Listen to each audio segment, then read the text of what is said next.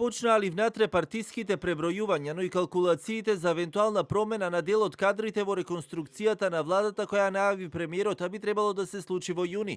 Владиниот коалицијски партнер знам, каде изминатиот период имаше одлив на пратеники и советничка, пак тврдат дека нивната пратеничка група сега е стабилна, а во делот на најавената реконструкција на владата велат не очекуваат промени кај нивните ресори, бидејќи биле задоволни од работењето на 20 министри, 20 заменици, 20 државни секретари кои ги имаат како и неколку директори. Секојдневно правиме елаборација и евалуација на работата на нашите јавни функционери.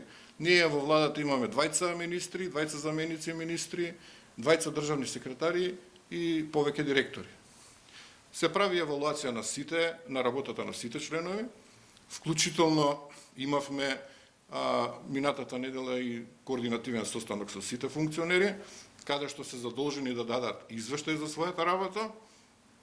Меѓутоа, генерално, раководството на партијата е задоволно од работата на сите овие јавни функционери. Пратеничката група е стабилна, позициите ние ги кажавме за заминувањето на пратеникот Секов, така да останатите 5 пратеници од движењето Знам се стабилни. Сепак крајниот збор треба да го има премиерот Мицковски, кој како мандатар најави дека пред да ја направи новата реконструкција ќе ги седне на маса сите коалицијски партнери, каде ќе дискутираат за одредени внатре партиски и внатре коалицијски теми. Откако министерот Лимани најави пак дека веќе не е дел од ВЛЕН, премиерот одговарајќи на новинарско прашање и денеска дали ќе продолжи соработката со Лимани, само кратко одговори дека денешниот настан говори за тоа. Па гледате дека министерот Лимани е со мене. Премиерот кој ја најави реконструкцијата на владата рече дека таа треба да биде до јуни, откако претходно ќе се сретне и со коалицијските партнери, но пред тоа ќе има и внатре партиски разговори со цел да се затвори, како што рече, внатре партиската структура.